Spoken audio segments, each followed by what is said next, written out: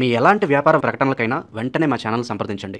అందరికీ నమస్కారం. నేను శిరీష. ఈరోజు మనతో పాటు ఉన్నారు సుప్రసిద్ధ జ్యోతిష్య వాస్తు పండితులు బ్రహ్మశ్రీ డాక్టర్ నాయకంటి మల్లికార్జున శర్మ గారు. గురుగారితో మాట్లాడదాం. గురుగారు నమస్కారం. నమస్కారం అమ్మా. గురుగారు, ఈ నవంబర్ నెలలో వృషభ రాశి వారికి ఎలా ఉండబోతుందంటారు? తప్పకుండా. ఓం శ్రీ గురుభ్యో నమః. ఓం శ్రీ మాత్రే నమః. నవంబర్ మాసంలో ముఖ్యంగా ఈ వృషభ రాశి వాళ్ళకి ఏ విధంగా ఉందో తెలుసుకుందాం. తెలుసుకునే ముందు గ్రహ సంచార వీక్షణ ఏ విధంగా ఉందో తెలుసుకుందాం. ముఖ్యంగా గురువు మిథున రాశిలోను, శని మీనరాశిలో వక్రస్థితిలోను, రాహు కుంభరాశిలోను, కేతు సింహరాశిలోను, శుక్రుడు తులారాశిలోను, రవి బుధ కుజగ్రహాలు మారుతూ ఉన్నాయి. ఈ రవి బుధ కుజగ్రహాలు వృశ్చిక రాశిలో సంచారం చేయడం జరుగుతుంది.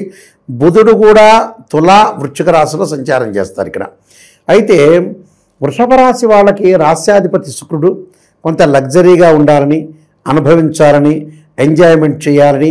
శుక్రుడు ఏంటంటే సుఖాన్ని, సౌఖ్యాన్ని, భోగాన్ని కోరుకునేవాడు శుక్రుడు. అయితే తొలతూగుతూ ఉండాలని, అంటే లగ్జరీగా ఉండాలని, అంటే అపార్ట్మెంట్స్ కొనుక్కోవాలి, ఇళ్ళు కొనుక్కోవాలి, మంచి కార్లలో తిరగాలి, ఒక లగ్జరీ లైఫ్ను అనుభవించాలని ఉద్దేశం గలవాడు వృషభ రాశి వాళ్ళు. వీళ్ళ యొక్క క్యారెక్టర్ అలా ఉంటుంది వృషభ రాశి వాళ్ళకి. అయితే వృషభ రాశి వాళ్ళకి ముఖ్యంగా నవంబర్ మాసంలో ఏ విధంగా ఉండబోతుందంటే, ద్వితీయ స్థానంలో గురువు యొక్క సంచారం. ద్వితీయ స్థానంలో గురువు యొక్క సంచారం అంటే ఏంటంటే, లాభాధిపతి అలానే అష్టమాధిపతి అయిన గురువు ద్వితీయ స్థానంలో ఉండటం వల్ల అధిక లాభాలు కలిగే అవకాశాలు ఎక్కువ ఉంటాయి. అంటే ఫైనాన్షియల్ పరంగా డెవలప్మెంట్స్ బాగా ఎక్కువగా ఉంటాయి. అలానే వీళ్ళకి గురువు బాగున్నాడు, ఆ గురువుతో పాటు మిగతా గ్రహాల యొక్క కలయికలు కూడా బాగున్నాయి. కాబట్టి రాశి ఏదైతే వృషభ రాశికి ద్వితీయంలో గురువు యొక్క సంచారం వల్ల ఫైనాన్షియల్ పరంగా ఇంక్రీజ్ కావటమే కాకుండా నూతన ఉద్యోగ ప్రయత్నాలు సఫలీకృతం కావటం, నూతన ఉద్యోగాల్లో చేరే అవకాశాలు బాగా ఎక్కువగా ఉంటాయి. అలానే నిరుద్యోగులకు వాళ్ళు ఆశించిన దానికంటే మంచి ఉద్యోగం రావటం, ప్రమోషన్లు, స్థానచలనాలు జరిగే అవకాశాలు ఎక్కువగా ఉంటాయి. సో గురువు బాగున్నాడు వీళ్ళకి. అలానే శని యొక్క ప్రభావం ఎలా ఉండబోతుందో మనం చూసుకునేటట్టయితే, శని ఏకాదశ స్థానంలో లాభస్థానంలో ఉన్నాడు. అది వక్రస్థితిలో ఉన్నాడు. వక్రస్థితిలో ఉండటం వల్ల ఉద్యోగపరంగా చిన్న చిన్న ఇబ్బందులు కలిగే అవకాశాలు ఉంటాయి.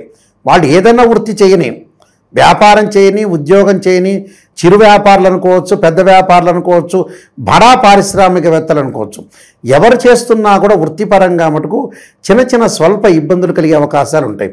ఎలాంటి ఇబ్బందులు అంటే, మన గ్రాస్పింగ్ పవర్ ఉంది కదా అని ఎక్కువగా మాట్లాడితే మన విషయాలన్నీ కూడా పై ఆఫీసర్లతో చెప్పే అవకాశాలు ఎక్కువగా ఉంటాయి. అంటే సీక్రెట్స్, రహస్యాలు దాచుకొంచుకోవాలని అర్థం. అలా తన కింద పనిచేసే వాళ్ళతో కూడా చాలా జాగ్రత్తగా వ్యవహరించాలి. అందరూ మన వాళ్ళే అనుకుని ప్రవర్తన చేయకూడదు నవంబర్ మాసంలో. అంటే వృత్తి, ఉద్యోగ, వ్యాపార రంగాల్లో కొద్ది జాగ్రత్తగా మెడుకోలు తోటి ఉండటం అనేది చాలా మంచిది.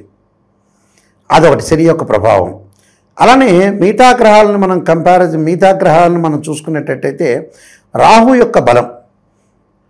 ఈ వృషభ రాశి వాళ్ళకు వచ్చేటప్పుడు రాహు దశమ స్థానంలో ఉంటాడు. ఈ దశమ స్థానంలో ఉండటం వల్ల యాక్చువల్గా వృత్తిపరంగా చిన్న చిన్న నేను చెప్పినట్టుగా ఇబ్బందులు కలిగే సూచనలు ఉండటం ఒకటి, ఆవేశాలకు గురయ్యే అవకాశాలు ఎక్కువ ఉంటాయి. అనాలోచిత నిర్ణయాలు, సరైన నిర్ణయాలు తీసుకోవటం లేకపోవటం, ప్రణాళికాబద్ధంగా వేసుకొని వీళ్ళు ముందుకు వెళ్ళాలి. అంటే లైఫ్లో ప్రణాళికాబద్ధంగానే ముందుకు వెళ్ళాలి. ఏది పడితే చేయకూడదు, ఎవరి మాట వినకూడదు. అలానే వినకుండా ఉండకూడదు. వినాలి, ఆచరించాలి. నేనే మోనార్క్ అనేది అనుకోకూడదు. అందరి విషయాలను ఆలోచన చేయాలి, ఆకలింపు చేసుకోవాలి, నిజాన్ని గ్రహించి ముందుకెళ్ళటం బెటర్. ఇళ్ళు విదేశాలకు వెళ్ళే అవకాశాలు ఎక్కువ ఉన్నాయి.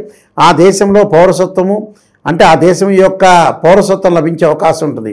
అంటే గ్రీన్ కార్డు హోల్డర్స్ అయ్యే అవకాశాలు ఎక్కువ ఉంటాయి. అంటే మన దేశంలో రేషన్ కార్డు ఎలానో ఆ దేశంలో రేషన్ కార్డు గ్రీన్ కార్డు అంటారు. అంటే అది సంపాదించే అవకాశం ఉంది. అంటే ఆ దేశం యొక్క పౌరసత్వాన్ని లభించే అవకాశాలు ఎక్కువగా ఉంటాయి. కాబట్టి ఇది మంచి మార్పు అని చెప్పుకోవచ్చు. అలానే కంపెనీ త్రూ కూడా విదేశాలకు వెళ్ళే అవకాశాలు ఎక్కువగా ఉన్నాయి.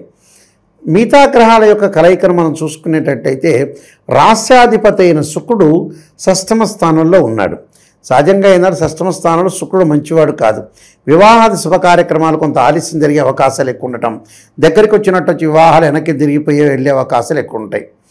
అంటే 2-3 వివాహాలు మాత్రం, అంటే 2-3 ఇద్దరిని చూడటం. సహజంగా శుక్రుడు 1, 2, 4, 5, 6, 8, 9, 11 స్థానాలు మంచివాడు. ఈ వృషభ రాశికి రాశ్యాధిపతి అయిన శుక్రుడు షష్టమ స్థానంలో తులారాశిలో ఉండటం మంచి పనే, మంచిదే మన గోచారీత్యా కూడా. అంటే వివాహ శుభక్రమాలు రెండు, ఒక సంబంధం చూస్తాం తప్పిపోతాం, ఇంకో సంబంధం తప్పిపోతాం. ఆ తప్పిపోవటం కూడా వీళ్ళకి ప్లస్ పాయింట్ అవుతుంది.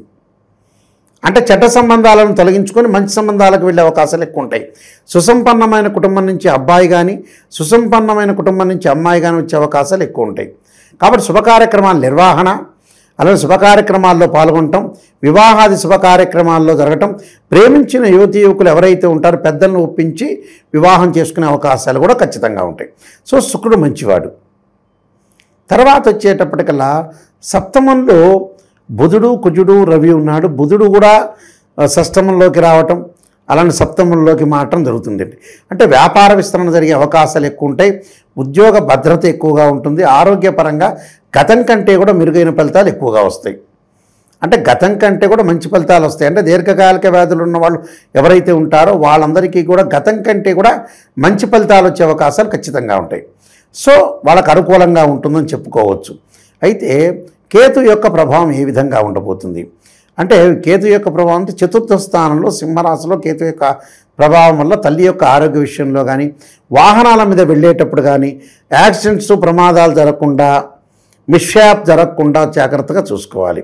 అంటే ఆవేశం కానీ, బంధువులతోటి కానీ మిత్రులతో స్నేహబంధం చాలా ఇంపార్టెంట్. అనవసరమైన విషయాలకి వెళ్లకుండా ఉండాలి. అంటే మనకి నోరుంది కదా అని ఎక్కువగా మాట్లాడితే కూడా, ఆవేశపడితే కూడా కొన్ని ఇబ్బందులు కలిగే సూచనలు బాగా ఎక్కువ ఉంటాయి.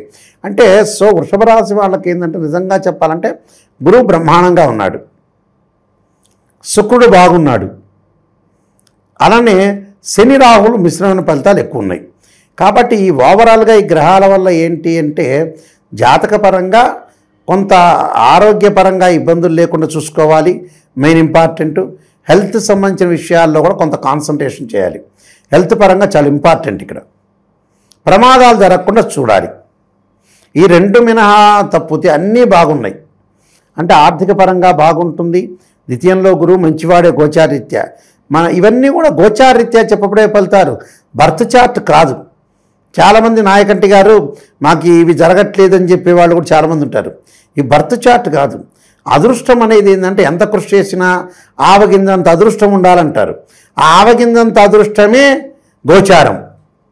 బర్త్ చార్ట్ అంటే date of birth, time, place of birth చూసి దాని జన్మలగ్నాన్ని క్యాలిక్యులేషన్ చేసి D16 చార్ట్స్ చూసిన తర్వాత దశలు అంతర్దశలు చూసి మ్యాథమెటికల్ క్యాలిక్యులేషన్ చేసి నిజాన్ని తెలుసుకోవటమే బర్త్ చార్ట్.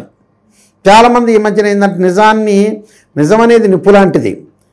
అబ్బో గురువుగారు ఇలా చెప్పారే, మాకు నెగిటివ్ చెప్పారు ఆలోచన చేసే వ్యక్తులు కూడా ఉంటారు. నెగిటివ్ ఉన్న నిజాన్ని తెలుసుకోవటానికే రాశి ఫలాలు వినాలి. ఉన్న నిజాన్ని నేను తెలుసుకోవద్దు అంటే మన పక్క ఫ్రెండ్స్ ఉంటారు కదా, వాళ్ళ చేత పొగిడించుకోవటం మంచిది. వాళ్ళు ఏదో రకంగా పొగుడుతూ ఉంటారు. ఎందుకంటే ఆడియో ఫంక్షన్స్ ఉంటాయి. సూపర్ స్టార్ మహేష్ బాబు చెబుతారు ఈ ఆడియో ఫంక్షన్లో పొగిడినట్టుగా పొగడొద్దని. అలానే రాశి ఫలాల్లో కూడా పొగిడినట్టు పొగడకూడదు. ఉన్న నిజాన్ని చెప్పాలి. వీళ్ళకి గురువు శుక్రగ్రహం బలం బాగుంది, మిగతా గ్రహాల యొక్క ప్రభావం మధ్య రకం ఉంది. బుధుడు కొంత బాగున్నాడు. అంటే ఏమిటి, గురువు బాగున్నాడంటే ధనయోగం కలుగుతుంది, ధనపరంగా ఇబ్బందులు ఉండవు, ఫైనాన్షియల్ పరంగా డెవలప్మెంట్. శుక్రుడు ఏంది, వాహనాలు కొనుగోలు చేస్తాడు, వీళ్ళకి బంగారు నగలు కొనుగోలు చేస్తారు, దుస్తులు కొనుగోలు చేస్తారు, వివాహ శుభ కార్యక్రమాల్లో పాల్గొంటారు. బుధుడు బాగున్నాడు కాబట్టి వీళ్ళకి కొన్ని రోజుల పాటు వ్యాపార విస్తరణ, వ్యాపారంలో మెడుకులు తెలుసుకుంటారు, ఉద్యోగంలో అనుకూలంగా ఉంటుంది. అంటే ఇవన్నీ ఓవరాల్గా జరిగేవని అర్థం. అంటే ఇవన్నీ తెలుసుకొనే మనం ముందుకు వెళ్ళాలని అర్థం. తప్పకుండా కొన్ని పరిహారాలు చేసుకొని ముందుకెళ్తే మనకు మంచి రిజల్ట్స్ వచ్చే అవకాశాలు ఖచ్చితంగా ఉంటాయి. గురుగారు, ఈ రాశి వారు ఎలాంటి పరిహారాలు చేయాలంటారు? తప్పకుండా వీళ్ళు పరిహారాలు చేసింది సూర్యుడి యొక్క ఆరాధన చేయాలి. ఆదిత్యాయుధ్నే సహస్రమూర్తాయ ధీమే తన్నో సూర్య ప్రచోదయాత్, ఆదిత్యాయుధ్నే సహస్రకిరణాయ ధీమే తన్నో సూర్య ప్రచోదయాత్ అనే మంత్రాన్ని చదువుకోవాలి. చక్కగా గోధుమలు దానం చేయాలి. అలానే మంగళవారం రోజున సుబ్రహ్మణ్య స్వామి యొక్క ప్రదర్శనలు చేయాలి. రాహుకాలంలో దీపం పెట్టాలి. తత్పురుషా విద్యే మహాసేనాయ ధీమే తన్నో షణ్ముఖ ప్రచోదయాత్ అనే మంత్రాన్ని చదువుకోవాలి. అంటే సుబ్రహ్మణ్య గాయత్రి మంత్రాన్ని చదువుకోవాలి. అలానే ఆరోగ్యపరంగా ఇబ్బందులు కలగకుండా ఉండాలంటే శరీరే జర్జరీభూతే వ్యాధిగ్రస్తే కలేబరే ఔషధం జాహ్నవీతోయం వైద్యో నారాయణ హరి అనే మంత్రాన్ని చక్కగా చదువుకోవాలి. చదువుకోవటం వల్ల మంజరి అవకాశాలు ఖచ్చితంగా ఉంటాయి. అంటే ఇవన్నీ కూడా పాటించాలి. ఇవన్నీ ఏదైతే నిర్ణయాలు ఉంటాయో చాలా చక్కగా పాటించి జీవితాన్ని ముందుకు నడిపించుకోవాలి. ఎలాంటి బాధపడకుండా ప్రశాంతమైన వాతావరణంలో ఉండటం చాలా ఇంపార్టెంట్ అమ్మా. గురుగారు, మొత్తం మీద ఈ నవంబర్ మాసంలో ఎలా ఉండబోతుంది, అలాంటి ఎలాంటి పరిహారాలు పాటించాలో తెలియజేసినందుకు ధన్యవాదాలు. నమస్కారం.